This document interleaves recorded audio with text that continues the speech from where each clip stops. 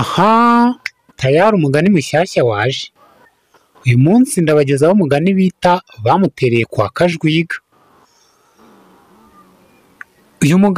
Iyi migani ya kera yagiye yigwa mu myaka yatambutse, muzajya muyisanga kuri Edmond at 250.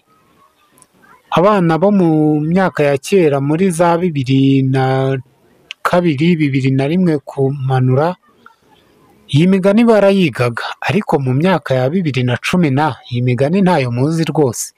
Niyo mpamvu mugiye kujya munyegera mukegera ino cano yanjye mukayibonaho. Imigani myiza cyane, imigani ibamo inyigisho, ndetse hari ibyo muzajya mwumva mwibaze muti burya niho byakomotse.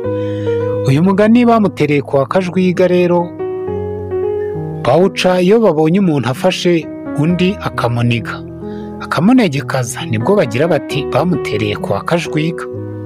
Wakomotse kuri Kajwiga mu Kinyaga mu Buganza, Ikibungo, aho handi bavuga ngo bagenda ku Dutaro.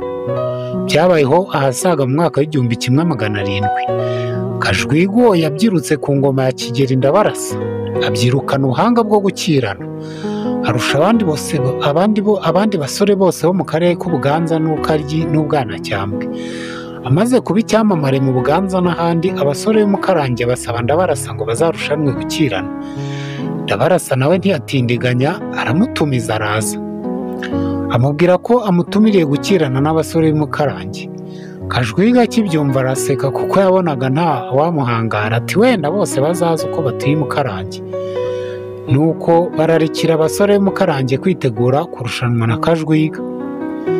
Igihe kigeze basesekara ibwami, Ndabarasa ati nimuhogi tujye ku Karubanda aho abantu bose babarora sha. Baragenda no ku Karubanda, bageze aho ruranzikanira, umusore w'Umukarange batoranyije mu bandi agisumirana na Kajwiga, Kajwiga aramwesa.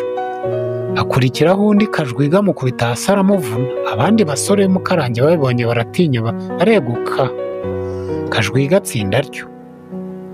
Amaze gutsinda abasore b'Umukarange noneho aba ikimenamutwe mu gihugu, bituma byimbamo ikuzo ry'urugomo. Umusore wese bahuye akamuhata gukirana, yabyanga akamuniga, akamukubita hasi rwose, asanga aramuhohoteye muri ubwo buryo. Akomeza kubigira atyo. Bukeye abantu bakuru bajya kumuregera umwami Ndabarasa, bati Kajwiga yaciye ibintu mu gihugu. Umusore wese bahuye aramwesa, mbese baramuvuga, bagerekaho no kumuhimbira. Bati ndetse uretse n'abasore n'umusaza n'umukecuru bahuye akubita hasi, avuga ko u Rwanda rwose abarusha amaboko. Ndabarasa atumiza Kajwiga aramuhana, amubuza kugira urugomo rungana rutyo. Undi arataha, ariko ntiyacogora urwo rugomo rwe. Nuko abasore bo muri utwo turere babibonye batyo bajya inama yo kuzihanira Kajwiga. Bukeye bamutegera ku ibuga aho bashorera inka, bamwiyenzaho baramutuka. Bamututse ararakara, basatira yariye karungu yuzuye agasuzuguro. Bashoka bamusumira bati ntihagire umukubita, mureke tumunige gusa. Bamutura hasi baramunigagura. Abakuru bari bahari barabitarura, babarebera iyo bamunigira. Urufuzi rumaze kuza, atangiye no guta ibitabapfu, abakuru bamubavunura mu nzara kuko yari yashegeshwe. Bajya kumwondora, amaze gukira acukiraho, ntiyongera kugira uwo agirira urugomo.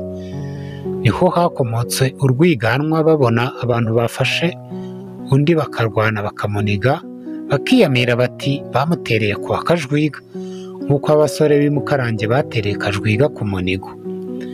Umugani wacu aho wakomotse.